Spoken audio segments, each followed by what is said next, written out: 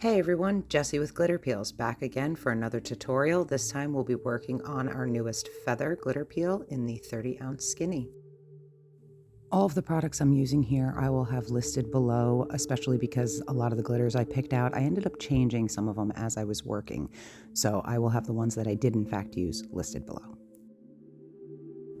So to get started, the first thing I did was trim down all of my pieces. I started with my glitter peel. In a previous video, I had shown a way to trim it down easy, which is to remove the outermost edge since we do leave you with an excess. And if you remove the top layer, it does leave the adhesive showing, but you can use a scissor and then just follow the line work and trim it down. So I did that on both sides of this, as well as the top edge of one side. And I purposely left the full width of mine because I was going to use the cup edger to clean line it, being that this is going to have two layers of both the glitter peel and vinyl. And on this other side of the feather in particular, you'll see that large piece of adhesive right there.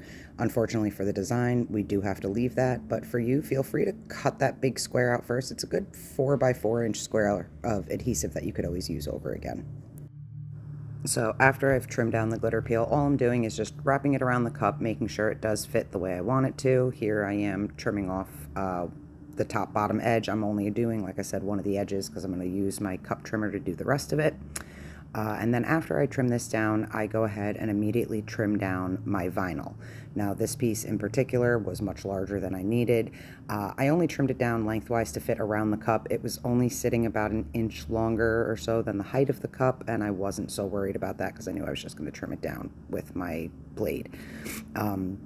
So I also put a straight line down my tumbler ahead of time. I put a line straight across it, that way I can just line my vinyl up to that and wrap it straight around the cup.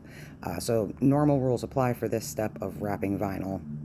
Line it up, wrap it around. I did my best to make it line as best as possible. It's not a perfect seam, but I actually used the feather to hide some of the seam work. So when I went to wrap my feather on, I tried to follow where the seam line was being left from this, and then use that to help guide it around, if that makes sense. So I kind of covered most of the seam with parts of the feather. But here I am, just like I said, trimming this down, getting this ready. So when it comes to trimming the top and bottom edges, you could trim each layer one at a time. I tried just the vinyl by itself, and then at the top edge, I waited until I had both layers on and then trimmed it, and I actually preferred waiting until I had both layers on. It ended up kind of creating a nice tight seal at the top rim of the cup when both layers were cut together. So that's just personal preference there. Feel free, cut the top and bottom of the vinyl, then go back and cut the top and bottom of the glitter peel. Me going forward, I'm just going to wrap it and cut them both at the same time. Like I said, I found it easier. Once you've gotten your wraps fully done and around the cup, you want to make sure that you press out all air bubbles. You want to make sure that you press your top and bottom rims really tight. Do your trimming and get them nice and smooth. Once you have all of that ready, this is the most important step to any of our glitter peels before you start any portion of peeling, is whatever your background color is going to be. Pour it across your seam, pour it across your top rim and your bottom rim. That slight bit of exposed tape, if it is not covered by your background color, will pick up the very first color you go to put on the tumbler. So this is the most important step of everything, is covering your seams and your rims before you do anything else. All right, so we should be ready to get started. If you haven't colored in your planner, I would suggest doing so. It was very helpful for me on this one. And I'm sorry for the camera angle. It will be sideways this way. Like I said, I'm still learning how to film these YouTube videos for you. But I always suggest starting with this center peel. Now you do want to be careful because the entire feather pattern is connected towards the center. So when you do pull out this center piece, just guide it slowly with your finger, and if anything lifts up, press it back down. But in this cup in general, I am starting darkest to lightest with all of my colors as best as I can. I actually did all of the outline darkest to lightest, and then I did the insets darkest to lightest. But I wanted to get my outlines done. So I'm actually just going to turn up some music, and I'm going to speed this up slightly and let you watch.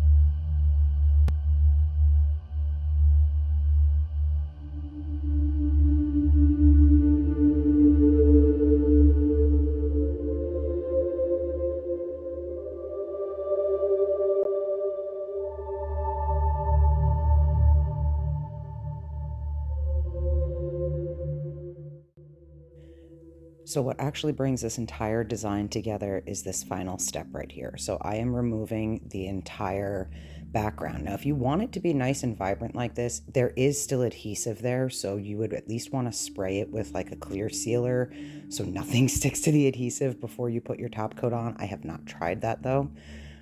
So this is just an iridescent glitter. It's a white glitter that has kind of a pinkish green reflect to it. And of course, once the epoxy goes on, it becomes a little bit more translucent, but I purposely wanted the back to have a little bit more of that pastel lightness. I didn't want it to be as vibrant as it was. So this is how it looks when it's all said and done before the epoxy. Now, listen closely. Seal your cup. Always seal your cup. Don't forget. If you happen to forget like I did, what happens is any of those tiny little floating glitters that didn't necessarily get brushed off end up floating into the lighter parts of your work, and you can kind of see them. So as a whole, the cup looks beautiful, but if you actually got up close, you will see a couple of dark speckled pieces. But this is a personal cup at this point. This was all a tester, so I'm not too sad about it. And one last thing that I learned is iridescence will be your enemy because they're see-through. Metallics will do some decent coverage, as you can see here. These were all metallics. And my testers in the background that I'm working on now, I've used holographic, and they have the best coverage. So I hope this was helpful, and I'll see you guys on the next one.